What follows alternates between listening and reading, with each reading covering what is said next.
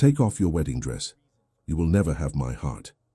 He said it like a verdict, cold, final, irreversible. She was just the nanny, a quiet woman who arrived during a storm and somehow became the calm inside one.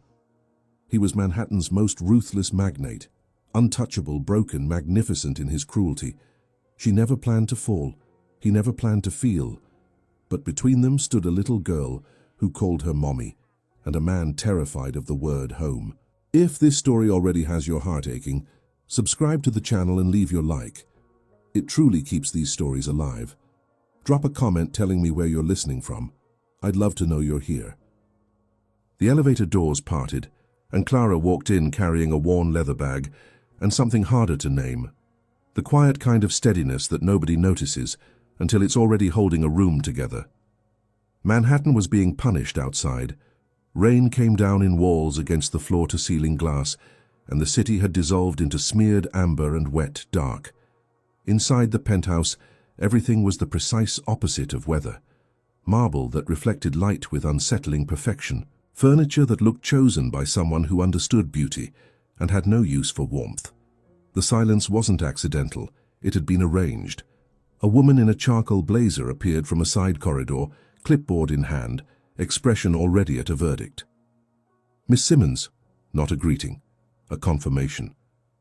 Mr. Whitmore's expectations are high. The last nanny left without notice. A pause, just long enough to land. Luna hasn't said much since. He wants to meet you first. Clara followed her down a hallway, hung with abstract art, angular, airless, nothing on the walls that could be called soft, until the space opened into a living room where a fire burned low and mean in a stone fireplace. He was standing at the window. Arthur Whitmore had his back to the room, a glass of something dark held loosely in one hand, watching the storm the way men watch things they've already decided they can't control. His suit was immaculate despite the hour. His shoulders carried tension like it was structural, not temporary. Like it had been there so long he'd forgotten it wasn't just part of him. When he turned, his eyes moved over her, not with curiosity, with measurement. "You're younger than I expected," he said. "You're colder than I expected." The words left her mouth before she could stop them. Something moved across his face. Not offense. Something quieter and faster than that, gone before she could place it. "Luna is 6, he said, as if the previous exchange hadn't occurred. "She has a routine. Disruptions aren't something I tolerate. The schedule is on the tablet in your room." He turned back to the glass. "Follow it." "Understood." He said nothing else. The dismissal was architectural, absolute, built into the way he angled his body away. Clara didn't move immediately. Not out of defiance, exactly. She'd heard something. Barely a sound. More like the suggestion of one. A soft drag of feet against marble somewhere down the hall. She turned. A small girl stood at the corridor's edge in yellow pajamas, dotted with tiny stars. Dark hair loose and tangled from sleep. Eyes so wide and careful they seemed to be running calculations. She wasn't frightened, she was deciding. "Hi," Clara crouched, bringing herself level. "I'm Clara." Luna didn't answer. She looked for another moment, assessing, unhurried, and then walked forward and placed her hand inside Clara's. No ceremony, no hesitation. Like the decision had already been made somewhere deeper than words. Clara's chest did something she didn't quite expect. She didn't look back at Arthur, but she felt the quality of the room change behind her, felt his attention shift the way temperature shifts when a door opens somewhere. Luna pulled her toward the fireplace. They sat together on the rug, the girl pointing at things around the room in silence while Clara named them low, barely above a whisper. And somehow it became a game without either of them declaring it won. The fire spat softly. Rain dragged itself in long streaks down the glass. At some point, Clara couldn't have said exactly when, Luna laughed. A small sound surprised out of her, like she'd forgotten it was an option. Arthur hadn't moved. He was still telling himself he was watching the storm. It was the simpler story. The true one, the one he wasn't examining, was the way Clara tucked the child's hair back without being asked. The way her laugh, when it came, had no performance in it. Nothing calculated. just real and low and entirely unaware of him. That was the thing that unsettled him most. She wasn't performing for his approval. He set down his glass and walked out. His footsteps were even, deliberate, the walk of a man who has decided something, though he couldn't have said what. At the hallway's edge, he paused, a fraction of a second, no more. Luna's voice drifted from the fireplace. One word, a name. Clara. He didn't react. He moved to his office, closed the door without sound, and sat in the dark with the rain loud against the glass and something quieter, more inconvenient, moving through him slowly. The strange, unwelcome sensation that the penthouse, for the first time in a very long time, did not feel entirely like an empty place. He stayed with that feeling longer than he intended. He still hadn't named it by morning. The call came on a Tuesday. Arthur took it standing, which was how he took most things. Still, shoulders set, giving the impression of a man who had already processed whatever was coming before it arrived. But when he ended the call, he didn't move for a while. Just stood there with the phone loose in his hand and the city doing its indifferent thing 40 floors below. The tabloids had found something. A photo, a source, a pulled thread. The specifics didn't matter. What mattered was the word his lawyer used twice in the same sentence: instability. The custody arrangement for Luna had been fragile for 18 months, kept intact mostly through expensive legal maneuvering and Arthur's stubborn precision. Now there was a new crack in it. They're constructing a narrative, his lawyer said. Single father, high staff turnover, a child with documented developmental concerns. A pause with weight in it. A stable two-parent household would change the entire picture. Arthur asked very few questions after that. Clara found out the same afternoon, not from him, from a document slid across the kitchen island by the assistant, whose name she still hadn't been given, delivered with the emotional register of someone handing over a gas bill. She read it once, looked up, read it again. A contract marriage. She said it toward the counter, not at anyone. Arthur was in the doorway. Jacket off, one collar button open, the most undone she'd ever seen him. He didn't react to the words. Temporary, legally structured. He glanced at his phone, set it face down. You'd be compensated, generously. You're describing a business arrangement, yes, flat, final. She looked at him, really looked, at the careful blankness of his expression, the way he was holding himself like a man waiting for a negotiation to conclude. And if I say no? Something moved in his jaw, almost nothing. Then I find someone else who says yes, and Luna loses the one person she's actually responded to. He held her gaze without apology. I'm not asking you to feel anything about it. I'm asking you to sign. The pen was already on the counter. She signed. The ceremony was 4 days later, a registrar's office that had been quietly staged, white florals, warm lighting, a cluster of pre-approved press contacts arranged on the steps outside like part of the decor. Arthur's publicist had produced the whole thing with the bloodless efficiency of a brand event. Clara wore ivory, simple cut, no embellishments, nothing that asked to be remembered. She'd done her own hair in the penthouse bathroom with the door locked, listening to Luna hum something formless and sweet on the other side of it, and she had made a private agreement with herself not to think too carefully about what the day actually was. It lasted 11 minutes. Arthur said the required words. Clara said hers.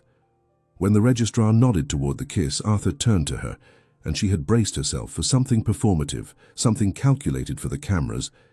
But he leaned in, and his lips met the corner of her cheek, close enough to her mouth that she felt the warmth of it in a way she hadn't prepared for. Brief, deliberate, gone. She kept her expression neutral, felt something go hollow inside her chest and kept that neutral too. Luna, wedged between Arthur's assistant and an unfortunately placed potted fern, waved at Clara with both hands like she was flagging down a rescue boat. Clara's mouth almost moved. Almost. The suite was the kind of hotel room that cost more per night than most people's monthly rent and had been designed, seemingly, to make solitude feel like a lifestyle choice. The champagne nobody had ordered was sweating on the console table. The bed was enormous and untouched and somehow accusatory. Arthur went straight to the window. Clara stood in the middle of the room in her ivory dress, shoes already off, not quite sure which direction to move in. "Take the bedroom," he said, to the glass. "I'll stay in the other room." "Okay." The city 38 floors below produced its usual ambient hum. Someone's helicopter crossed the skyline. Neither of them spoke. Then he turned, and something had shifted in his face. Not open, nothing like open, but deliberate in a new way. Like he'd spent the drive here deciding on something and had arrived at it. "Take off your wedding dress."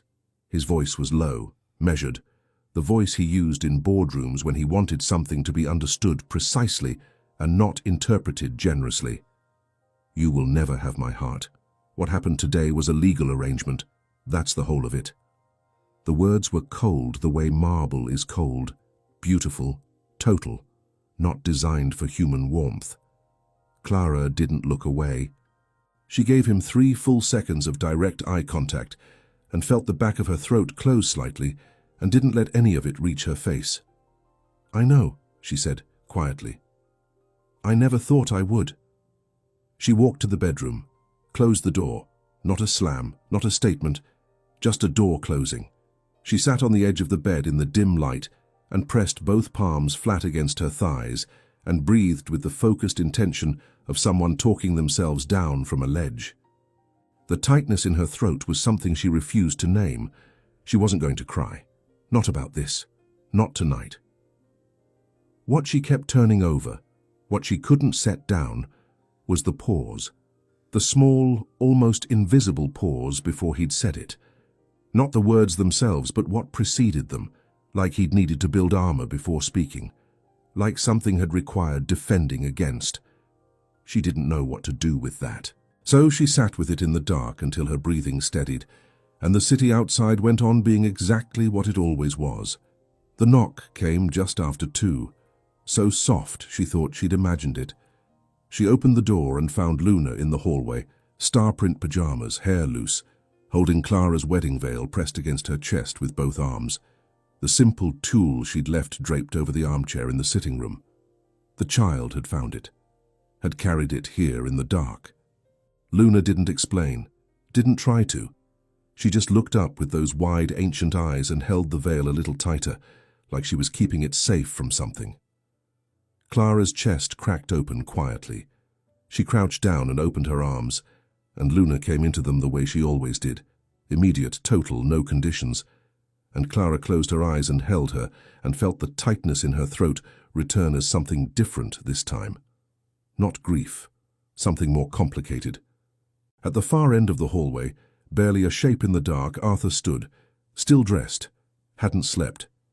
He watched Clara hold his daughter without moving, without making a sound, and whatever had lived in his expression since the ceremony, that deliberate, armored blankness, had gone somewhere. What replaced it was harder to describe. Quieter. Worse. He stood with it for a long time. Then he turned and walked back into the dark, and the hallway was empty, and the city kept its noise to itself. Nobody had warned Clara about the texture of it, not the hostility that she'd expected, had prepared small defenses against. What she hadn't anticipated was this, the strange, unnamed weight of 2 people occupying the same space without any agreed-upon language for what that space was. Arthur left before 7 most mornings, returned after 9, communicated primarily through Patricia and through texts so efficiently worded they could have been generated by scheduling software. Luna's appointment Thursday at 4. Car will be ready. Kitchen staff off Sundays. Approved restaurant list on the tablet. Clara looked at the restaurant list once. Then she opened the kitchen cabinets. The first Sunday she made pancakes, partly because Luna had appeared in the kitchen doorway with an expression of such transparent, concentrated hoping that denying it felt like a small cruelty. Partly, she could admit this privately, because something in her had wanted to put something warm and irreversible into this apartment. Luna poured the batter. Most of it landed on the counter. They cleaned it up while laughing, and Clara was on her knees wiping flour from the cabinet door when she heard the kitchen go quiet and looked up to find Arthur in the doorway in his running clothes, taking in the scene, the handprints on the cabinet, the general disaster of it, the two of them still catching their breath from laughing. Something moved across his face. He filed it away before she could read it. "There's a list." "I know about the list." Clara stood, wrung out the cloth, turned back to the stove. He didn't leave. That was the part she noticed. He stood there another moment, and when she glanced back, he was watching Luna press blueberries into her pancake with the slow deliberateness of someone constructing something important. His expression was unreadable in the specific way that meant it was being kept that way. He left without eating. That afternoon she found a second plate in the sink, rinsed clean, set aside with the care of someone who hadn't wanted it noticed. She put it away and said nothing. The winter garden had been Luna's discovery. A glass-enclosed room off the east corridor, overlooked, locked since... Clara pieced this together mostly from the way Patricia's face rearranged itself whenever it came up. Since Arthur's wife died, it had the particular stillness of a place that used to be loved and had since been preserved rather than inhabited. Clean, careful, airless.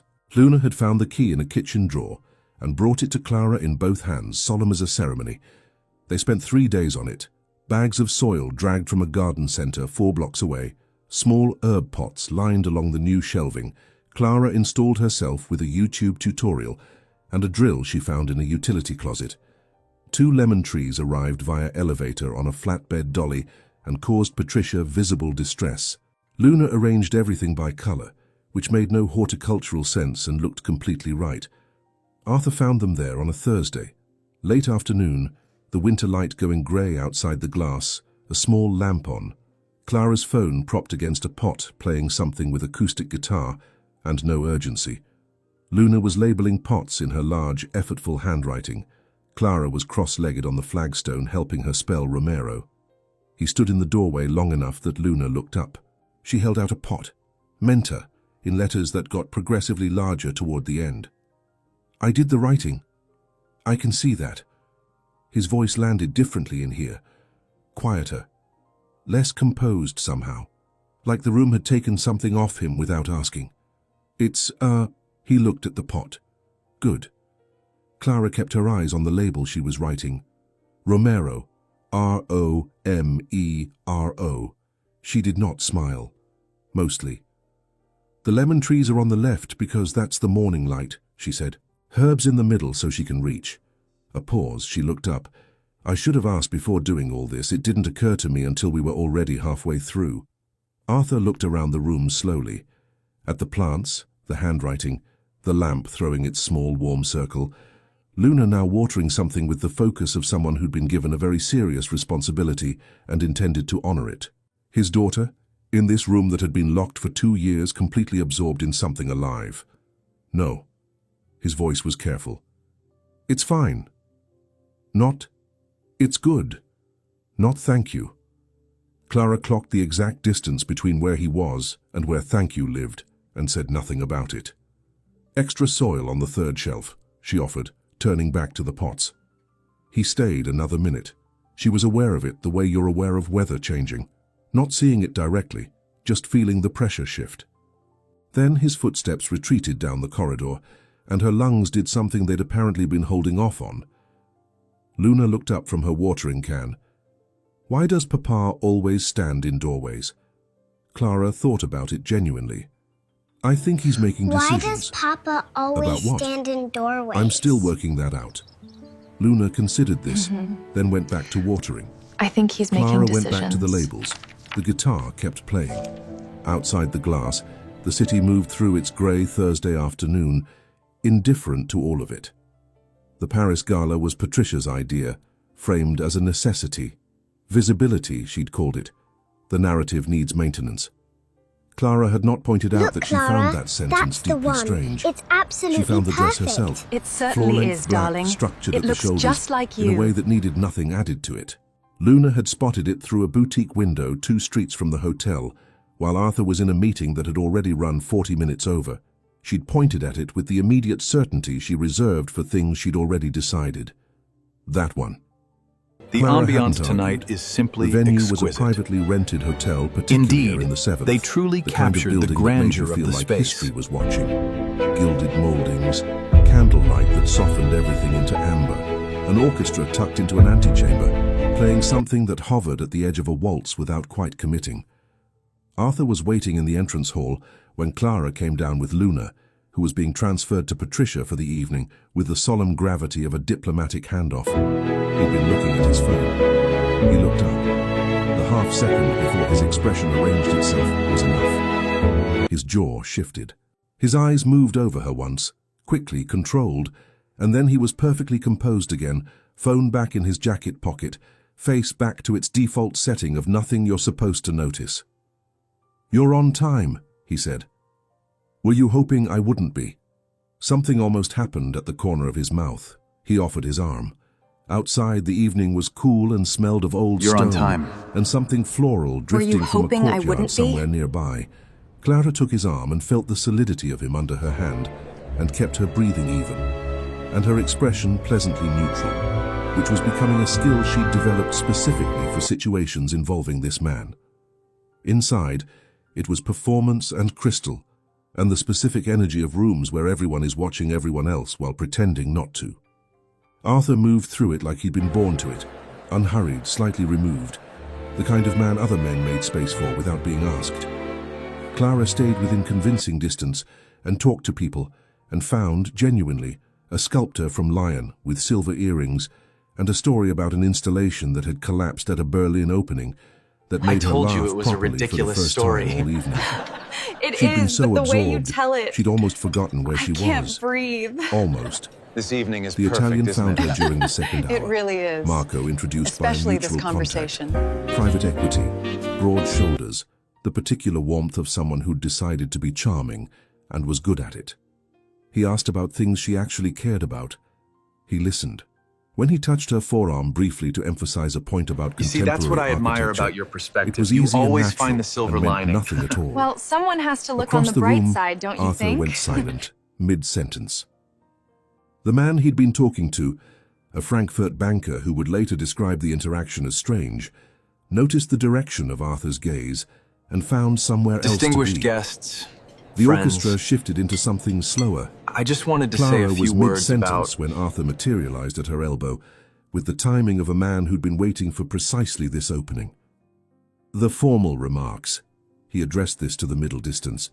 "We should be closer to the front." Please excuse Marco me, I see smiled someone the I must smile of greet. someone who understood exactly what was happening and was too sophisticated to acknowledge it. He excused himself with grace. Arthur's hand settled at the small of her back as he moved her through the crowd. Not a You were grip, watching me. just presence, warm and deliberate through the fabric. You were watching And she me. felt it travel all the way up her spine in a way she had no interest in examining. "You were watching me," she said quietly. "I was watching the room. Those aren't different things." They stopped near the dance floor. Everyone Before else Clara had seems quite to have registered the disappeared. transition, his hand had moved from her back to her waist, It's and just his other us hand now. had taken hers, and they were moving, not quite dancing, too slow for that, too close. And the chandelier light broke into fragments across the floor around them. She could smell him. Cedar, You didn't like him. something underneath it. The particular warmth of a person she'd been living beside for weeks without permission to notice. She Welcome, noticed now. everyone, to the Neither of them annual spoke for a philanthropic moment. gala. Her hand was on his shoulder. We are honored to and she have was you very here tonight precisely aware as we of not celebrate. tilting her head the fraction it would take to close the remaining distance between her temple and his jaw. "You didn't like him," she said finally. "I don't know him." "Arthur." He looked down at her, and there it was, just briefly, just a crack. Something unguarded, almost angry at itself for being visible. Real in a way his face rarely allowed. Then he stepped back, clean, deliberate, the movement of someone who'd caught themselves at the edge of something and retreated with precision. "The remarks are starting."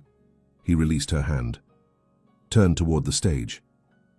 Clara stayed where she was for a moment, the chandelier doing its slow scatter across the floor, her pulse doing something she was firmly not acknowledging. She didn't look at him, but she felt from across the room the particular quality of his attention, that specific, careful way he was not looking at her. Somehow that was the loudest thing in the room. Venice in November had no interest in being romantic. It smelled of cold stone and brackish water, and sometimes inexplicably, something faintly sweet drifting from a bakery that was never where you expected it. The city didn't perform for tourists in the off-season. It just existed, heavy, ancient, slightly indifferent. They arrived Wednesday evening. Luna had been asleep since the airport, her cheek warm and damp against Clara's shoulder in the water taxi, one hand loosely gripping the fabric of Clara's sleeve, even in sleep. Arthur sat across from them, laptop open, speaking low Italian into his phone. At some point his eyes moved to them, to Luna's slack, trusting weight against Clara, and stayed there a beat too long before he looked back at the screen. He didn't say anything. He rarely did when something caught him. The hotel was a palazzo on the Grand Canal. Ceilings that made you feel the accumulated weight of centuries. Rose-colored drapes the shade of something faded and deliberate. Dark wood that smelled faintly of beeswax. Their suite had the usual geography. 2 bedrooms, a sitting room between them, enough architecture to maintain whatever they were pretending. Arthur had meetings starting the next morning. Clara had the city, the better arrangement clearly. They hit the Rialto at dawn, while the market was still being set up, and the light came in sideways off the water. A vendor gave Luna a clementine without being asked, just pressed it into her hands with a prego and a shrug, and Luna told Clara afterward that Venice was the best place on earth. They walked every bridge she pointed at. They took a gondola that Luna abandoned after 12 minutes in favor of a traghetto. €2, she explained with complete seriousness, was simply smarter. Clara let her lead. It was genuinely the best way to see anything. The masquerade was the 3rd night. Private ball, Palazzo 3 canals over, the kind of event that existed on no public calendar and required the particular altitude of Arthur's social world to access. Masks weren't suggested. They were the point. Clara had found hers in a shop near the Frari, ivory and gold, nothing excessive. She wore it with a rose gown she'd bought almost by accident. Luna had stopped in front of the boutique window and said that one with the finality she reserved for things she'd already decided, and Clara had gone inside before thinking it through. The candlelight in the palazzo did something to the fabric she hadn't predicted. Arthur was already dressed when she came out of the bedroom. Black suit, black mask pushed up on his forehead, jacket perfectly fitted in the way of someone who'd never worn anything that didn't fit. He looked at her, and whatever happened in his face happened quickly. A fractional shift, controlled almost immediately, and then he was composed again and looking somewhere past her shoulder. "Ready," he said. Not a question. Inside the palazzo, the air smelled of beeswax candles and old stone and the perfume of 200 guests. Frescoed ceilings, a string quartet somewhere above, candlelight turning every surface amber.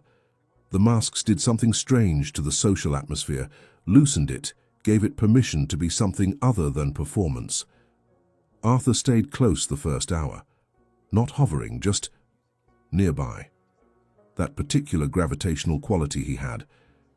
Then someone claimed him near the far doors, and Clara drifted toward the windows. She met Emilio there, silver mask, a laugh that arrived before his sentences did, immediately and genuinely interested in the architecture of the ceiling in a way that had nothing to do with impressing anyone. He asked about her, actually listened to the answers. When he touched her hand briefly, making a point about something, it was easy and unloaded and completely ordinary. She'd forgotten what ordinary felt like. Across the room, Arthur's sentence stopped. He resumed it, automatically, the word still technically correct, while his attention had gone somewhere else entirely, watching Emilio lean toward her slightly, watching the way she tilted her head back when she laughed.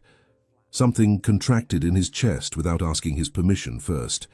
He ended the conversation with an abruptness that left the other man visibly uncertain what had just happened. Clara heard the footsteps.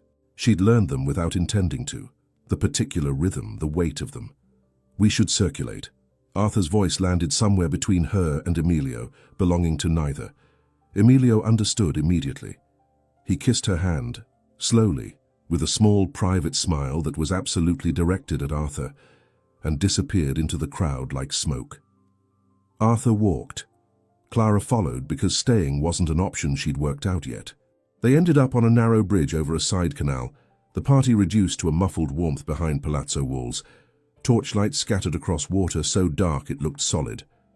The cold was immediate and complete out here. Clara crossed her arms, her breath visible in small bursts. "You did that on purpose," she said. "It was time to move. You'd been watching me for 10 minutes. Silence. He looked at the canal. His jaw was doing that thing, the small contained tightening she'd catalogued by now without meaning to. "He touched your hand," he said. Quiet, flat, like the words had gotten out before he'd approved them. Clara looked at his profile, the torchlight at the edge of his jaw, the mask still pushed up on his forehead, the exhaustion that lived in him underneath everything else. Not tonight's exhaustion, the other kind. He was being friendly. "I know that." "Then what?" He turned. The bridge was narrow enough that the turn brought him closer than she'd accounted for. His hand came up and found her arm, above the elbow, fingers curling lightly, not restraining, more like someone reaching for something solid without quite knowing they were doing it. His eyes met hers, and something was there that his face didn't usually permit, unguarded, almost bewildered by itself.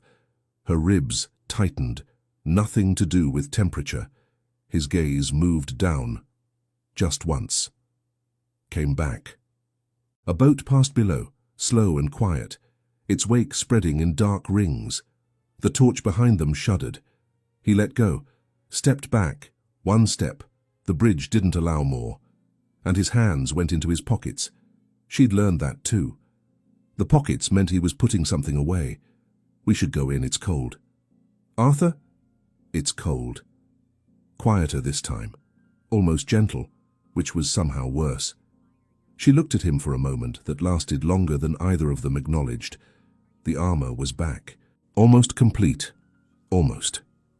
She turned and walked toward the warm light spilling from the palazzo doors, her arm still holding the ghost of his fingers, her pulse doing something she was firmly categorizing as irrelevant.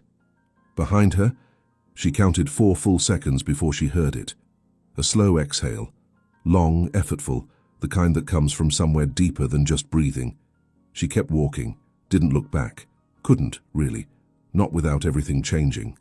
The Swiss Alps in December didn't comfort you. They just existed, massive and indifferent, while you worked out your problems underneath them. Snow had been falling since they arrived, not dramatically, just steadily, the way things fall when they have nowhere to be. The resort sat at an elevation that required a private gondola to reach, which Luna had treated as the best part of the entire trip.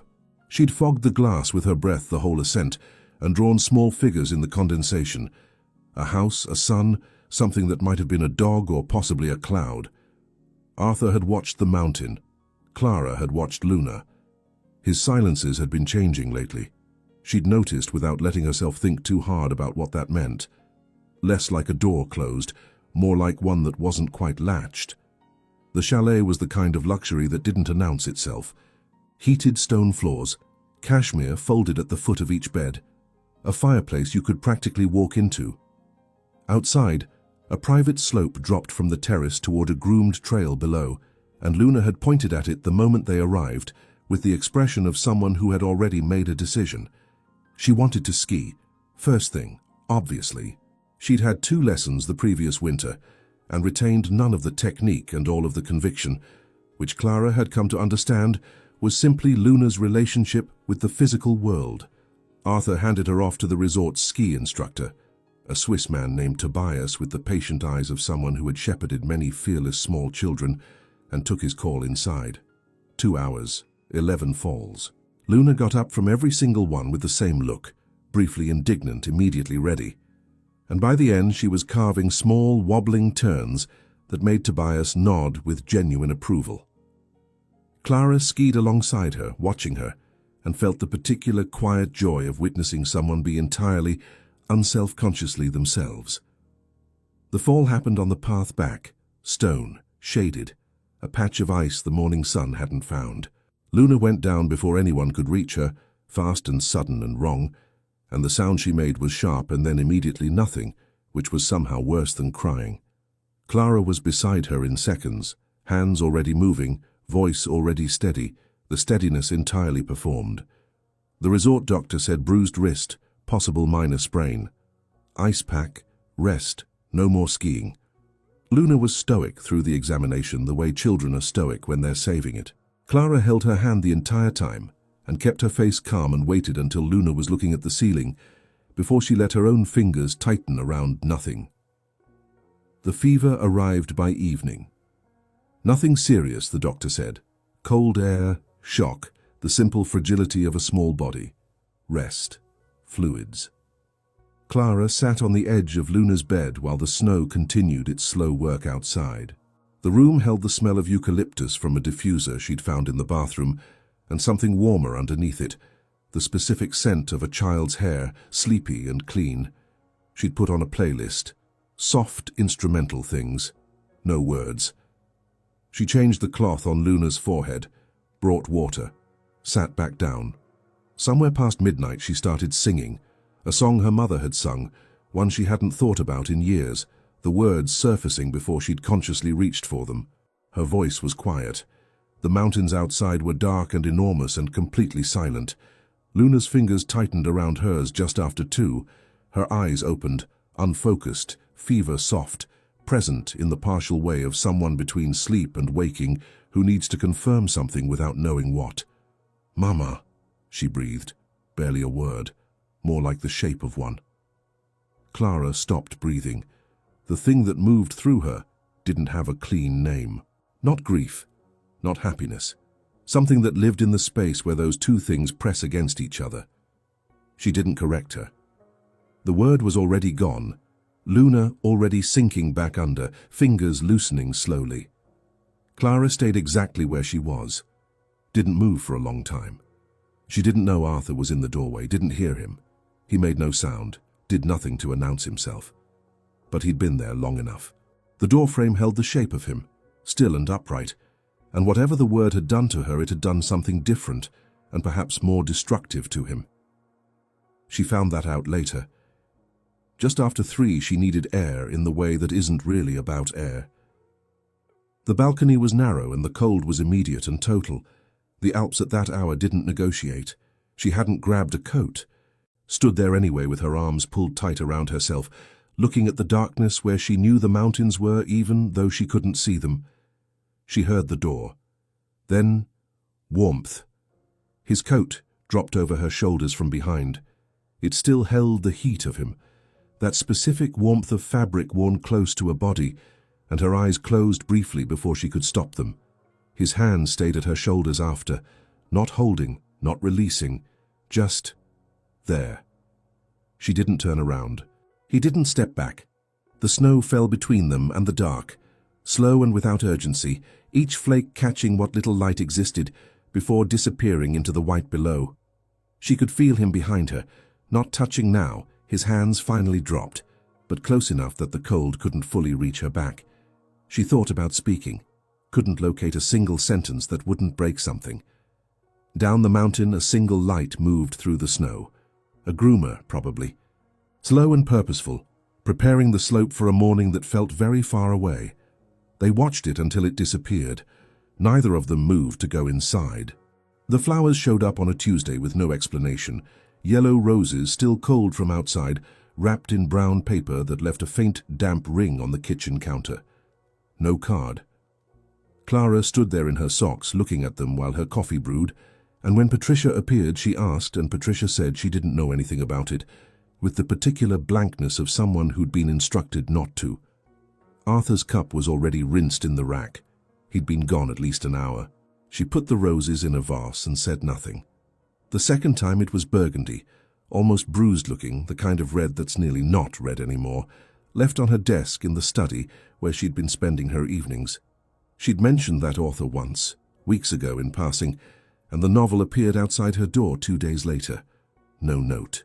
That evening Arthur passed her in the hallway and gave her the same brief nod he always gave her, eyes already moving past, and went into his office and closed the door most of the way. Most of the way. Not all of it. She started noticing the architecture of his small gestures after that. Coffee at the right temperature on the mornings. She looked tired, not something she'd asked for, not something anyone had arranged, just there. The way his office light stayed on past midnight, on the nights she stayed up late and went off not long after hers did. The way he'd started pausing in doorways slightly longer before walking away. She noticed. She built no conclusions. She was becoming practiced at that particular discipline. The concert was a Thursday evening, a small auditorium at Luna's school that smelled of floor wax and someone's takeout, and the concentrated hope of 36-year-olds who'd been rehearsing for 3 weeks. Luna performed with the intensity of someone defusing something. She received a yellow ribbon afterward and wore it for the rest of the night with complete seriousness. She was asleep before they hit the FDR, head against the window, ribbon still pinned slightly crooked to her coat. The rain started around Midtown, not gradually, just suddenly present, heavy and relentless, the kind that makes Manhattan feel like it's been sealed shut. Clara had been looking out the window. She said it without planning to, that a former colleague had reached out, a position overseas, something she'd wanted before. She got 3 words in before the atmosphere in the car changed. "You're considering it." "I didn't say that. I said she..." "Are you?" Not a question. Something flatter than a question. "I don't know." She turned to look at him. His eyes were fixed on the road, jaw tight, hands on the wheel, in a way that had nothing to do with driving. "It was something I wanted before all of this. I'm just saying it exists." He didn't respond. The rain got louder. Then he signaled. No, he didn't signal, he just turned, pulled onto a side street and stopped the car. Cut the engine. The wipers made 3 more passes across the windshield, and then went still, and the rain came down on all sides like something that had been waiting for exactly this moment. He turned to look at her, and that was the thing she hadn't prepared for. Not the controlled exit she'd come to expect from him, not the jaw and the silence and the careful management. This was something else. His face, in the dark of the car with the rain surrounding them, was just open. Imperfectly, almost frighteningly open, like something had given way in him without permission and he hadn't yet decided whether to be angry about it. His hand came up slowly, palm against her jaw, thumb just under her cheekbone. The touch was so deliberate and so careful that she forgot briefly to breathe. He looked at her for a long moment. Just looked. Then he kissed her. It wasn't fast or desperate or anything she might have expected in some unexamined corner of her imagination. It was slow, heavy with everything that had been accumulating between them for months, almost every retreat, every flower with no card. She felt the weight of all of it in the careful way his mouth moved against hers. Her fingers found his lapel. She didn't remember reaching for it. When he pulled back, the rain was still there. Luna shifted in the back seat, the yellow ribbon sliding sideways, and resettled without waking. Arthur's hand was still at her face. His thumb moved, eyes barely once, and then his eyes dropped away from hers. He stopped, started again. That shouldn't have happened. She felt it go through her cleanly. "Okay," she said. "It didn't..." His hand dropped. He turned toward the windshield. "It didn't mean anything." She looked at his profile, the tension running down the side of his throat, the way his hands had found the steering wheel again, even though they were going nowhere, the slight unsteadiness in his jaw that he was working very hard to contain. She had things she could have said, a whole inventory of them. "Okay," she said again instead. She turned to the window, watched the rain distort the streetlights into long yellow smears on the glass. Felt something move through her chest and settle, not quite hurt, not quite the thing that comes before hurt. Something more tired than either. The specific exhaustion of having hoped carefully and been precise about it, and still ending up here. He started the engine. The drive home was quiet except for the rain. Luna slept the whole way, the yellow ribbon in her hair, one hand open on the seat between them, small, trusting, entirely unconscious of the silence filling the car around her. Clara kept her eyes on the window.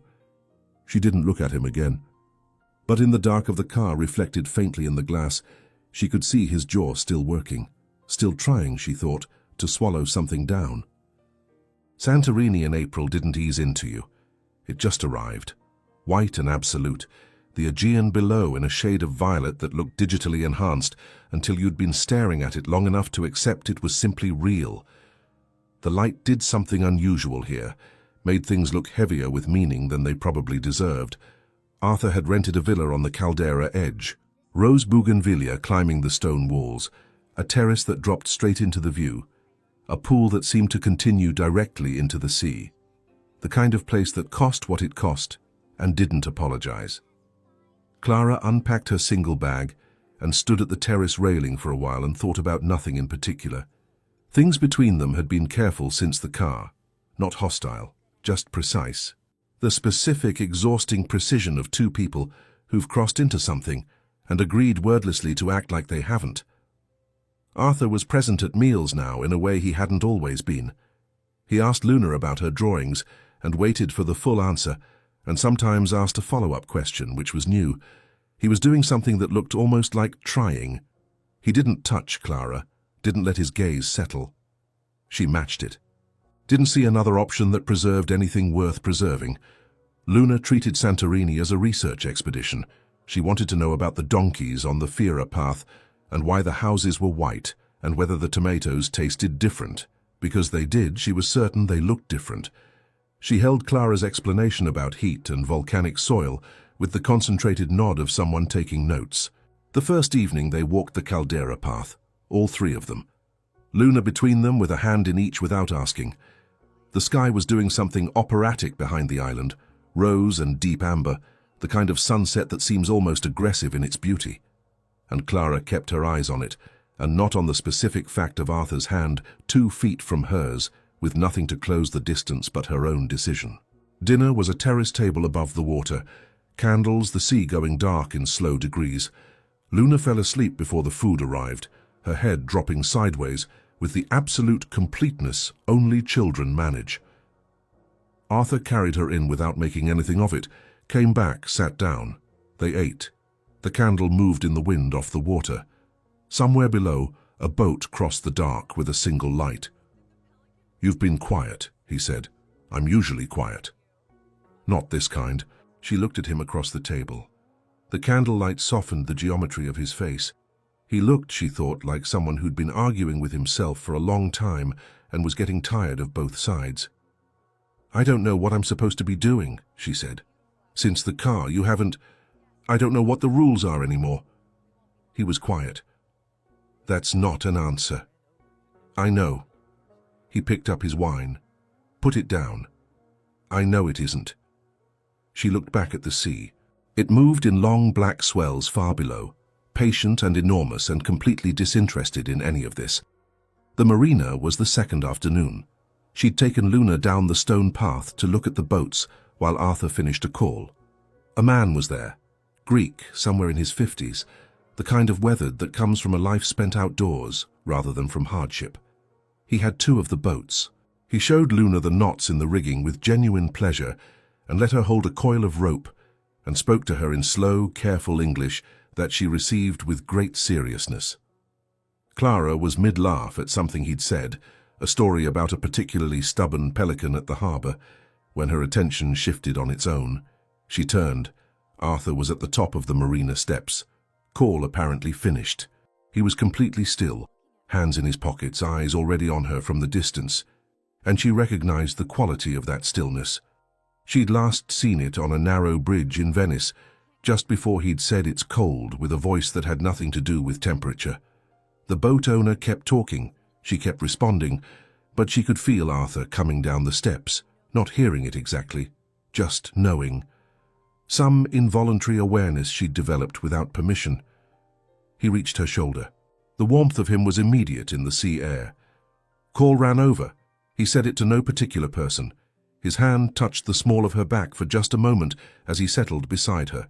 Brief, not theatrical, they were barely visible to anyone, and disappeared. Her shoulders felt it for considerably longer than it lasted. The boat owner made his excuses with a warm smile. Luna had climbed onto something she absolutely should not be on, and Arthur reached her in 3 steps and lifted her down by the back of her jacket without breaking stride, and Luna said "Papa" with the full weight of profound injustice. He crouched to her level, used that different voice, the one that wasn't constructed, that just came out around her. Clara watched him from across the few meters between them, and at some point he glanced up and found her watching and held it for a moment that had no functional explanation. She was the one who looked away. That evening. Terrace. The sun making its final statement over the caldera, in colors that had no business being that saturated. She hadn't planned to say anything. It came out sideways. "You keep looking at me like that." He didn't ask, like what? Just waited. "Like you're deciding something, like I'm—" She stopped.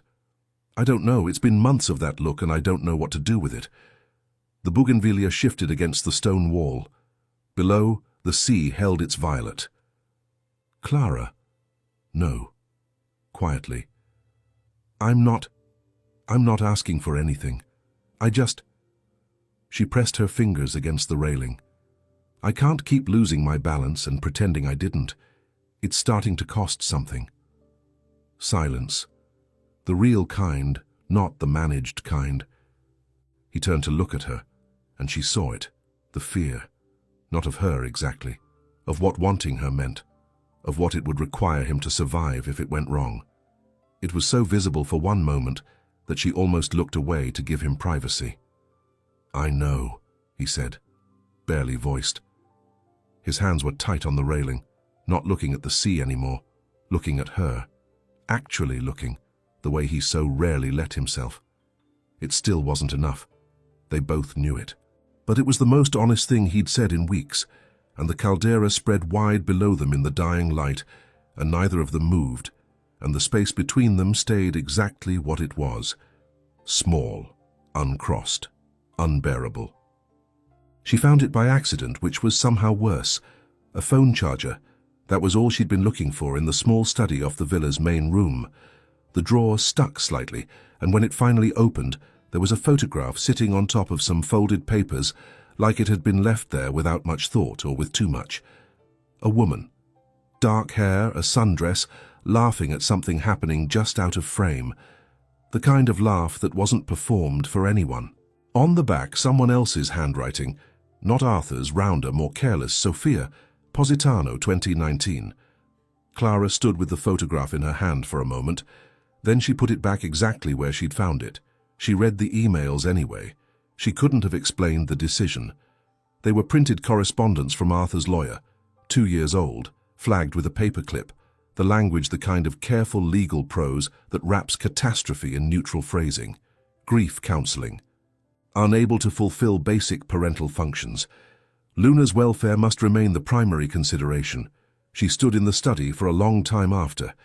What she understood now that she hadn't before, Arthur hadn't simply grieved and moved on and arrived at coldness as a personality. He'd come apart. Documentably, officially, in ways that required courts and lawyers and intervention. The slow, reluctant thawing she'd been watching for months, the doorways, the flowers with no cards, the light under his office door. That wasn't just guardedness. That was a man who'd had to rebuild the most basic functions from the ground up, and was still quietly mid-construction. She put the papers back, closed the drawer, went to stand on the terrace in the Santorini morning with the sea doing its enormous violet thing below, and felt something rearrange in her chest.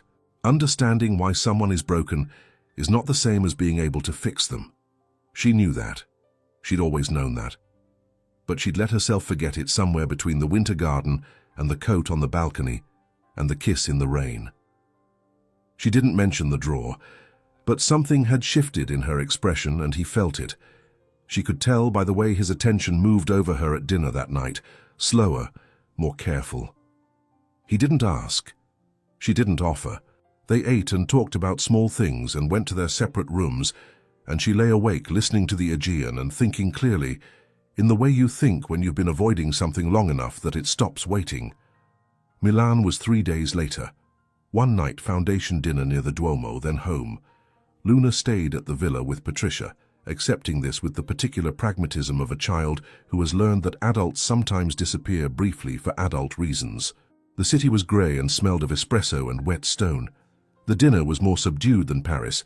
Serious money, serious causes, less spectacle. Arthur worked the room with the efficiency of long practice. Clara held her own. They were, by any measure visible to others, convincing. Back at the hotel, she packed before he did, which wasn't typical. Sat on the edge of the bed in her coat with her bag already at her feet, and the grey Milan morning coming through the curtains, and thought about Sofia laughing in Positano, about the clinical language of those emails, about the specific fear of loving someone who'd been so thoroughly destroyed by love once that he'd needed a court to notice. She'd looked up the overseas position on her phone the previous night under the covers, while Arthur slept on the other side of the wall. It was still open. She'd stared at the screen for a long time before putting the phone face down on the mattress. She still didn't know what that meant. She was still not entirely certain when she got into the taxi. Malpensa was busy for a Tuesday morning. Families, business travelers, the specific low-grade stress of departures. Arthur was on a call near the check-in desks. Clipped Italian, the business register she'd never learned to follow. Clara bought a coffee, held it without drinking, stood in front of the departures board and found their flight. Then found, one row below it, the other one. He appeared at her shoulder when she was still looking at the board. "On time," he said. "I know." The coffee was getting cold in her hand. Around them the airport continued, announcements echoing, a wheel on a suitcase that needed oil, a child insisting loudly on something. Clara, just that, her name, and then nothing. She closed her eyes for a half-second. "I found the photograph," she said, "in Santorini, the drawer, as it was an accident, but I read the emails too." She heard him go, still beside her, the particular quality of his silence. "I understand more now." Her thumb pressed against the edge of her phone case. "About why you... I do understand it. I'm not saying that to be cruel." She paused. The words felt thin suddenly, inadequate to the weight she was trying to give them. "But I can't keep standing just close enough to almost matter. It's..." She stopped. "It started to cost me things." He turned toward her. And his face, she'd seen fragments of this before, small, unguarded moments, but never the full thing. Never, all at once. Something stripped back and unsteady and almost frightened. "I'm not asking you to... You don't ask me anything." Not anger, just the plain shape of it. "That's the thing, Arthur. You never do." The departures board refreshed. Their gate appeared. When he spoke again, his voice had lost its usual structure entirely. Lower, uneven at the edges. "The house doesn't work without you." A pause. His jaw moved. I can't say it better than that. I've tried. I don't work." She looked at him. At the effort those words had cost, visible in the set of his throat, the way his hands weren't quite steady at his sides. Her chest ached with how much she meant it. "That's not enough." Soft. "I know that's not what you want to hear, but it's not enough for me." Something crossed his face, fast, total, gone almost immediately, but she'd seen it, the full undefended second of it, before everything locked back into place. She picked up her bag. "I need someone who wants me, not someone who notices my absence." She said it carefully, not unkindly. "There's a difference." She walked, steady pace, shoulders level. She pressed her nails into her palm and focused on the gate number, and did not look back because she knew, with a certainty that felt like its own kind of grief, that if he was standing there looking the way he'd just looked, she wouldn't make it to the door. She sat at the gate, looked at the floor. Her phone buzzed. "Patricia. Luna keeps asking when you're coming home." I didn't know what to tell her. Clara turned the phone over on her knee, looked out the window at the flat grey sky over the tarmac, the planes sitting heavy and patient in the morning cold. She was not going to cry here. She decided that with some force. Behind her, somewhere in the airport, Arthur Whitmore was standing at a departures board, understanding something for the very first time. What it meant to need someone to stay and have no idea how to ask. He missed 3 board meetings in 1 week. Patricia flagged the first. The second she quietly rescheduled without mentioning it to him, something she'd never done in 4 years, and he didn't comment, which told her everything she needed to know. By the third, she'd stopped flagging entirely and started covering with the efficient private loyalty of someone who'd decided the reason was good enough. Arthur wasn't in Manhattan. He'd left 4 days after Milan. No fixed itinerary, which was so alien to his operating mode that his driver had asked twice to confirm the first destination. Rome, he'd followed a thread from something Clara had mentioned once, a residency program, a name. The coordinator had no record of her application. Dead end. Florence next. A professor she'd referenced in passing at dinner one night, months ago, the kind of detail he'd retained without intending to. Not there either. He sat in a cafe near the Arno on a grey Tuesday afternoon, with an espresso cooling in front of him, and his phone open to their last conversation, her final message, sent from the Milan gate, just, "I'll be in touch about the contract terms," and he sat with the particular discomfort of a man doing an honest accounting of himself for possibly the first time in years. The inventory was long. It wasn't flattering. He called Patricia. She answered on the second ring. Luna asked about her again this morning.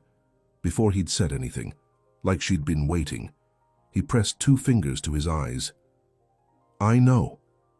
She set a place for her at breakfast, didn't explain it, just put the plate there and sat down. He had nothing to say to that. The image sat in his chest like something with weight. "Keep looking," Patricia said, and hung up. He found the thread in an old email. Clara had mentioned a friend once, briefly, a woman from her graduate program who ran a small cultural foundation somewhere on the Ligurian coast. It was barely a lead. 3 words and a vague geography. He drove there anyway, through roads that wound above the sea and required more focus than he had available, the coastline dropping away beside him in long grey sweeps he registered without seeing. The foundation was closed when he arrived. Locked, lights off, a handwritten note on the door about reduced winter hours. He sat in the car in the small gravel lot above the water and looked at the sea and tried to organize what he wanted to say. He had pieces. Things that had come up at 3 in the morning in 3 different hotel rooms. The image of Clara on the winter garden floor with Luna, writing those careful little labels, the music playing from her phone. Her face in the car after he'd said it didn't mean anything. Not hurt exactly. Worse than hurt. The expression of someone who'd decided to believe you. He checked into a village hotel, ate something forgettable, called Luna before her bedtime. She told him about a bird she'd seen from the villa terrace, something with an unusual tail. She was very specific about the tail, and then went quiet in that particular way she had when she was deciding whether to say a thing. "Papa." Careful, measured. "Are you going to find Clara?" He put his hand flat against the cold hotel window. Below, the village lights were small and scattered in the dark. "Yes," he said. Luna was quiet for a moment that lasted longer than most silences. "Okay," she said. Just that one word, in a voice that was 6 years old and somehow ancient. He stayed on the phone until she fell asleep.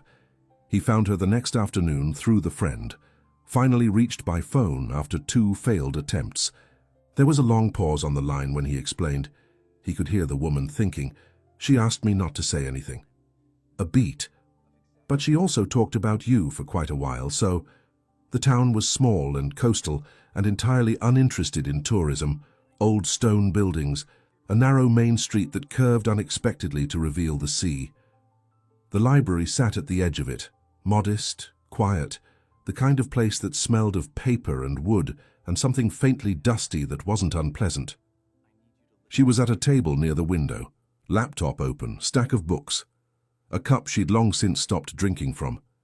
She was reading with that particular focused stillness she brought to things, unaware, fully inside whatever she was looking at.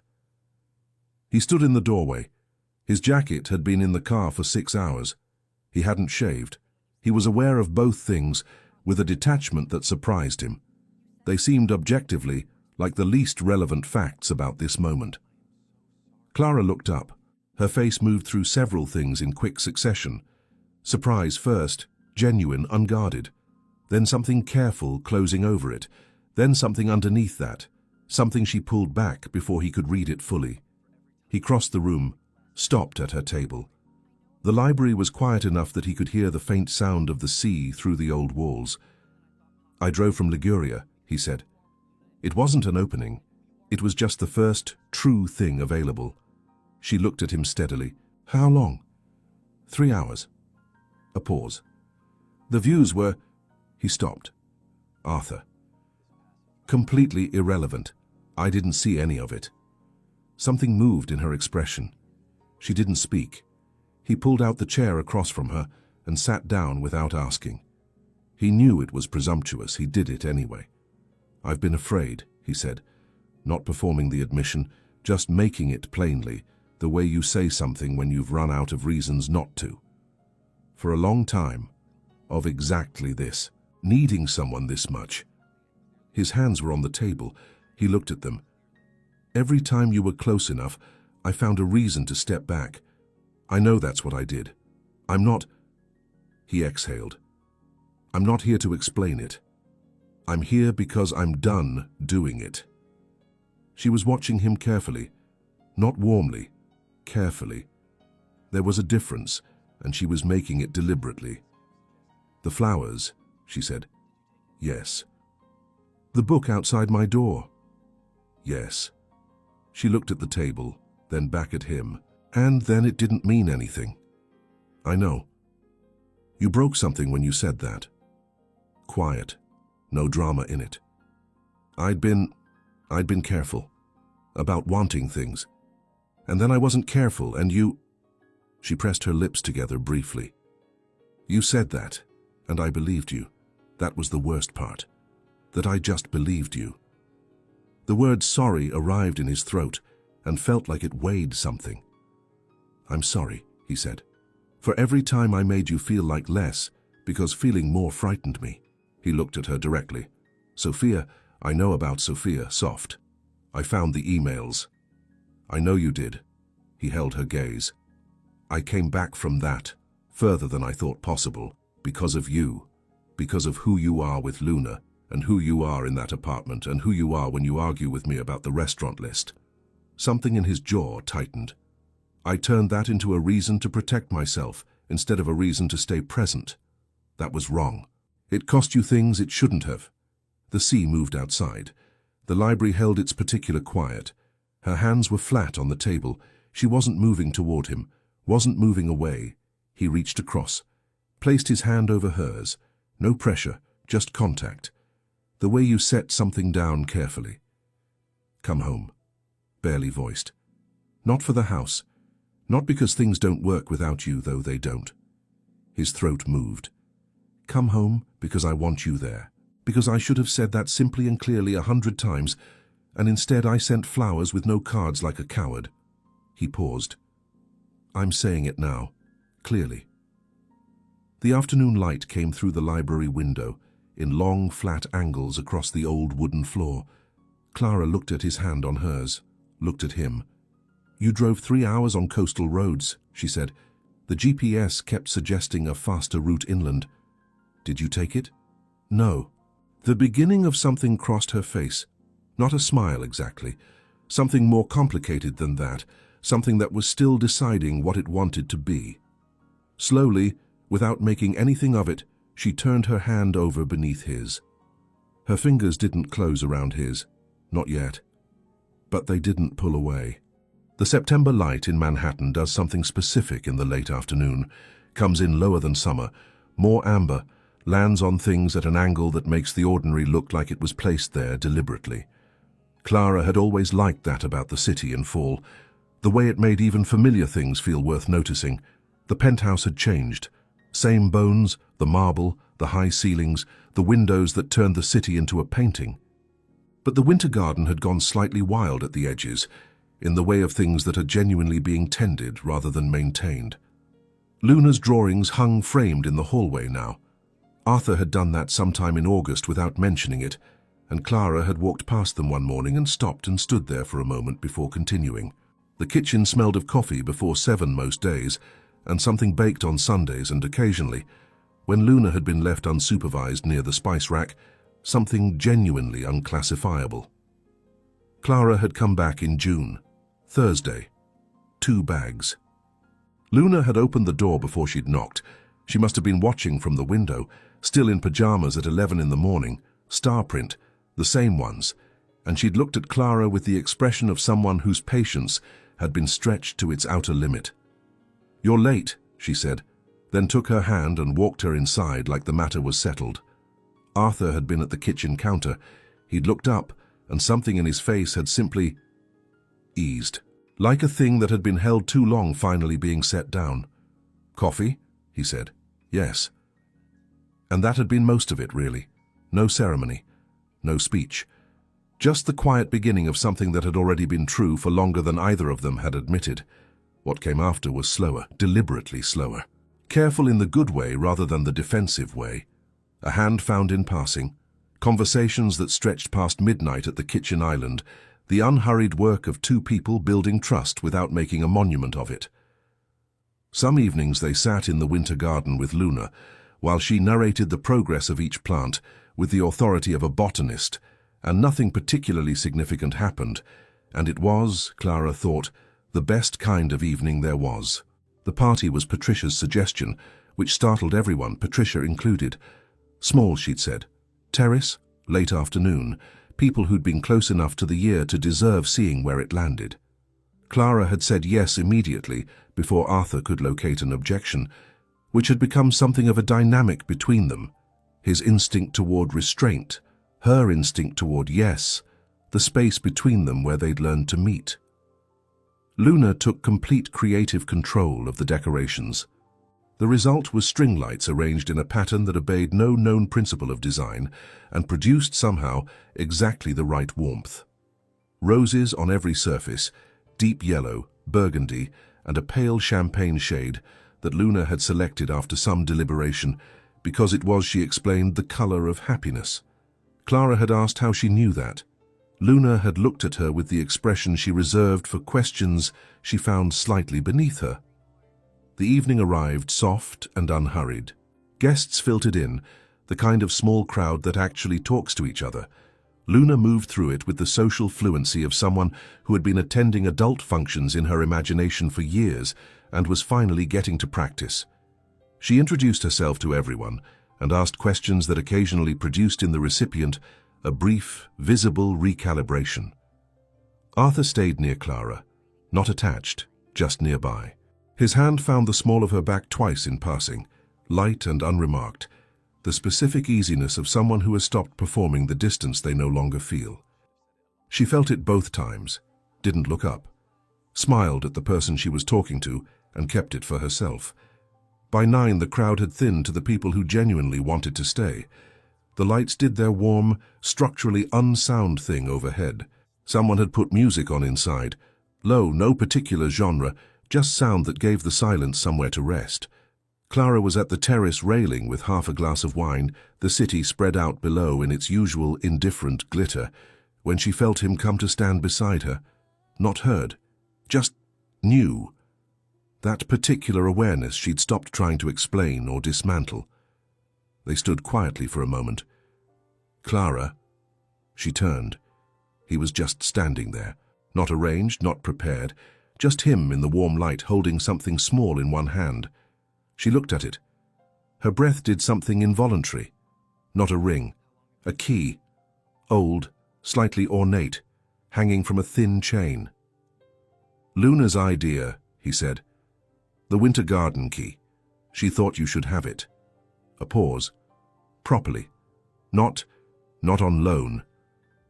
Clara looked at it in his palm. We had a conversation about it. Luna and I. His voice was doing the thing it did when he was navigating something carefully. Last week she asked me what you were to us. He stopped, something rerouted. I told her you were home. She said that was the correct answer and that I should tell you directly. She said that. Those words, she's 6, I genuinely don't know. Something pulled at the corner of Clara's mouth. I love you. Plain.